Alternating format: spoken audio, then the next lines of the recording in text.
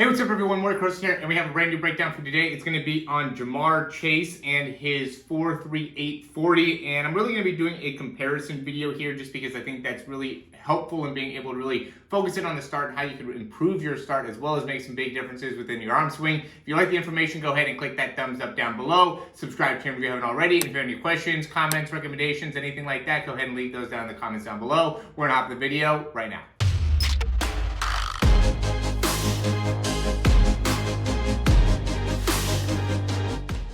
All right, so first thing we're gonna go through here, and you can see, athlete on the left, and then also we have Marr Chase here on the right, and we're gonna just go through the first step here and be able to kind of see exactly, what are some of the, key differences here. So obviously on the left, we got more of a 4-point stance, more of a traditional track runner on the left, but still going to be able to look at some of the key biomechanics. So we see here that first kind of push-off position. Love that position by Marr Chase in comparison to the other athlete, and we can see it, how the arms kind of go and the initial reaction there of driving that arm all the way up in comparison to having this kind of swing out first and then creating that same action. So really that first action, you really want to be able to just pull back as fast as you can. Now you can see we get into similar positions here in terms of the body, maybe a little bit higher up here with the spine, right? Reaching with the spine upwards a little bit more. But then we can see when the foot hits the ground, and I tell this all the time, is you really almost want to be reaching out more so when you're landing, and that really helps you in being able to land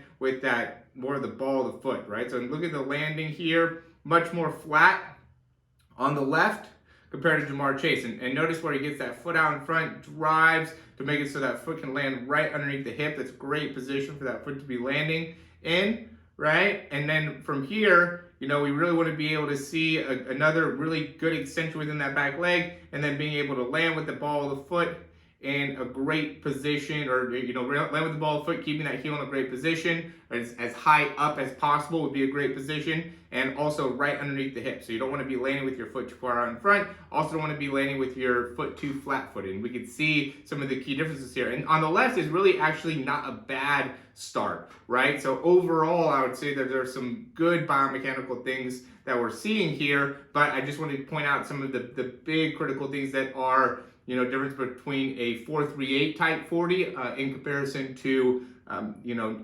somebody that needs to actually make improvements within their start. And the reason that I'm bringing this athlete up is because, one, he's in the speed program, so I know it's going to be beneficial for him, but also for two, I think there's a lot of people, I'm always getting videos of people that send in stuff on Instagram or Facebook or whatever, and so many of them, talking about how they want to improve their speed, and they have, they're good here, they got good starts, blah, blah, blah, and they just have, I see so many problems with the start. And I really want you guys to be able to understand that by signing up for a program and actually having a coach to be able to help you get through some of these critical parts of your sprinting will help you in being able to, really get to those numbers that you're looking for. If you're just watching these, videos and thinking that you're actually, improving the start or, getting faster and don't have anybody looking at it to be able to affirm that, or getting any type of coaching, it really becomes a lot more difficult for you. So I'd highly recommend you guys investing the $97 in our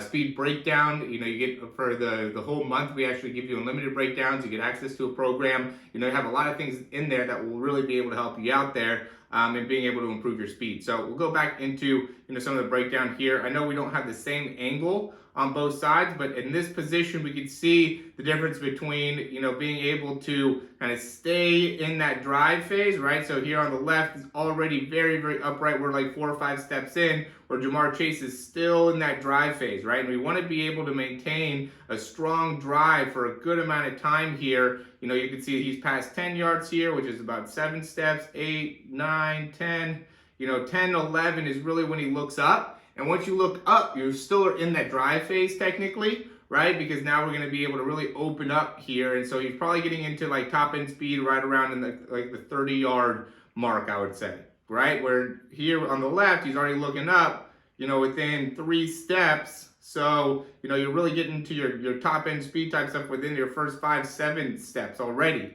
and you really want to be continuing to drive through here. You don't want to end up popping your head up too early and getting out of your drive phase too soon. I see that mistake a lot too. People that are not great within the starts also work right through their drive phase, get into their top end speed posture too early, which just impacts how well they're able to actually get to their top speed. The point of the drive phase is to be able to continue to build up speed to make it so then once you get to your top end speed posture, you can then gain a few more miles an hour and really be able to create a large amount of force via turnover. But when you go in and you pop up right away, you're making it so you really can't create any more turnover. You're going to be able to just keep the same type of turnover that you have here, but that's too slow, right?